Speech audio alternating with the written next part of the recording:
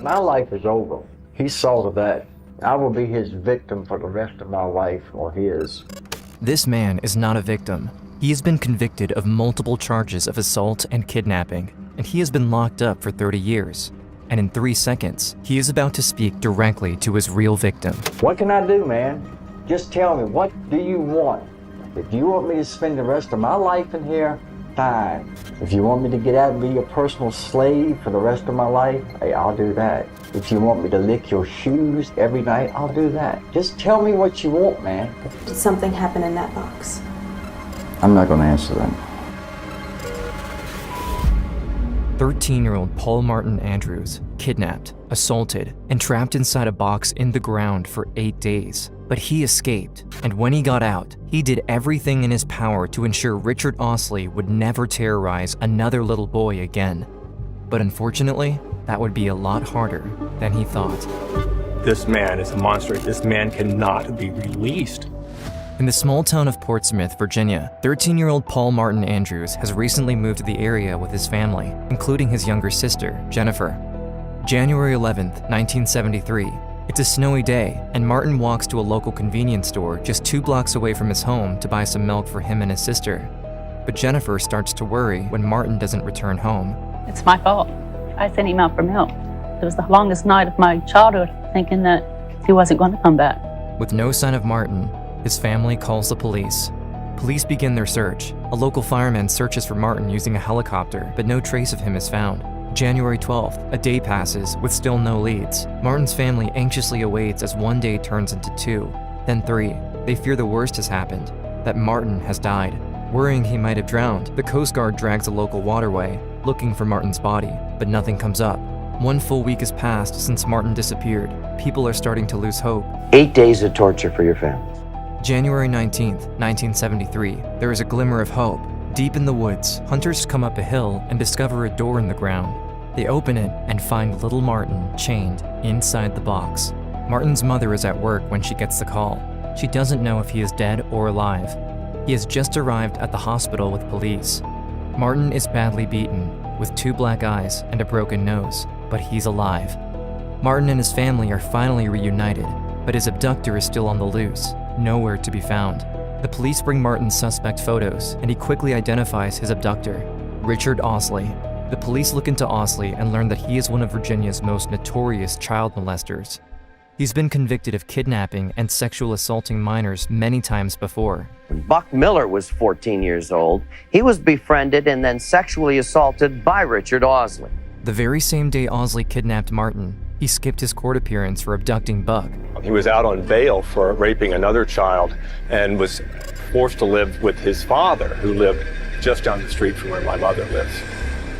As police and FBI scramble to find Ausley before he takes another victim, Martin returns home. But his sister sees that his nightmare isn't over yet.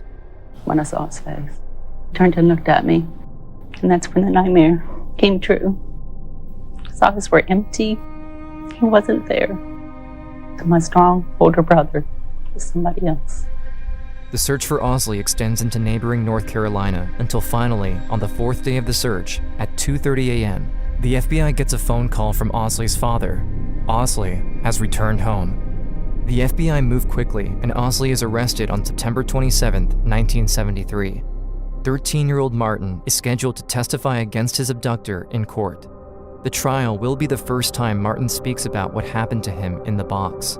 The prosecution is worried about Martin having to relive the abuse. One of my biggest concerns was that he was just a young fellow, 13 years of age, and had been horribly abused by Ausley. And to have to put him on the stand to testify as to what happened to him concerned me greatly. I remember seeing Richard Ausley over to the side. I remember him staring at me. His eyes never really left me. Despite Ausley's eyes watching him the entire time, Martin tells the police what happened to him the day of his abduction. My story starts on a snow day.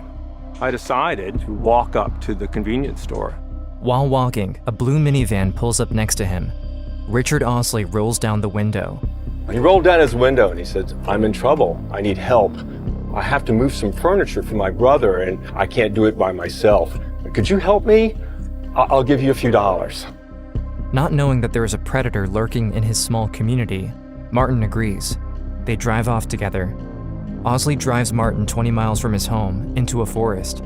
My concern began to grow about how long this was going to take. I started asking him, I said, where are we going? He kept saying, don't worry, it's not much further, it's just up the road. Ausley stops the van in the middle of the snow-covered woods and gets out. He tells Martin they need to take some supplies to his brother's deer box. So he goes back to the van, and I see him sort of rumbling around, and he pulled out a big sort of butcher knife and then closed his jacket around it. At that moment, every bell and whistle was going off in my head, and yet continued to follow him down this path. We come upon a clearing, and he points over to these mounds of dirt, and he says, his deer box is over there. There was a piece of metal, like a pan, and then he grabbed a hold of it and he lifted it up. Ausley reveals a box hidden in the ground. Just from the opening, you could see some sleeping bags, and there's a blue plastic sheet that covered the floor. Ausley jumps down into the box and tells Martin to do the same. So I lowered myself into the box, and he said, I've got bad news for you. You've just been kidnapped. My blood ran cold. I was consumed with this instinct to flee and get out of there. I started to fight to get out, and then he grabbed me. I'm fighting. My thought was about getting a hold of my hands onto that knife, and I start reaching for it. We're wrestling. As I'm reaching for that knife, he hits me in the face. At that point, I stopped fighting. He had me under control. Ausley binds Martin's hands and feet and attaches a chain around his ankle, making sure he can't escape.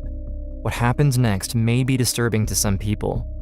Almost immediately, he had me strip out of my clothes. He told me, he said, what's going to happen, you're not going to like. He said he assaulted me. Always brutal, always at the point of that knife, always with the threat of death. God didn't cooperate. The knife has been the one thing that haunts me more than anything. It was what he used to intimidate me the entire time. It was what kept me from running. Out of respect for Martin, we won't be covering the assault past this point, but note that Ausley stays with Martin in the box, keeping him hostage for days, until Martin sees something change in Ausley. He was working himself up to kill me, and I don't think he could. He never saw the end game. I don't think he planned for it. And now he's stuck. He's stuck with this boy. It's going to cost him even more years in prison. Unable to bring himself to kill Martin just yet, Ausley viciously attacks him. And just as I thought he was leaving, he gets over top of me, kneeling, looking me in the face, and then began to beat me with his fist, back and forth, punching me, yelling at me. I came away with it with 2 black eyes, cracked tooth, my nose was broken, I was hurting very bad. Martin knows his time is running out. As he lays in the box at night, he thinks about what his mother is going through. What was going through my mother's mind? Would she be worried? Would she be crying? I think that bothered me more than anything, that my mother would be crying about me, that I was gone, and never to know what happened to me. It wasn't so much about going home, it was staying alive. January 19th, 1973, the 8th day of Martin's captivity, Ausley makes a mistake that will change the course of this case forever. He leaves Martin alone in the box. 8 a.m. For the first time, Martin hears something outside. As I sat there, hoping that my mom would come soon to pick me up, I heard the sound of gears shifting, and I said, that's got to be my mom. My leg chained behind me. I could just stretch out enough that I could open up the top of the box and just get the top of my head out. And I saw it wasn't my mom, but these 2 trucks coming through the woods. I started screaming at them. I screamed and I hollered and I said, please stop, please stop. They walked over to where I was at and looked in the hole, and I said, I've been kidnapped. hunters find Martin beaten and chained inside the box. For one of the hunters, the sight of 13-year-old Martin is too much to handle, and he has to step away. The police are called. The police arrived. They decided to take pictures while I was still chained in the box. Those pictures show the brutality of what goes on there. The police free Martin, put him in a patrol car, and rush him to the hospital where he's reunited with his mother. Because of Martin's testimony, Ausley is sentenced to more than 40 years in prison, but Ausley could be released after serving his time. He has the possibility of getting out and hurting another child.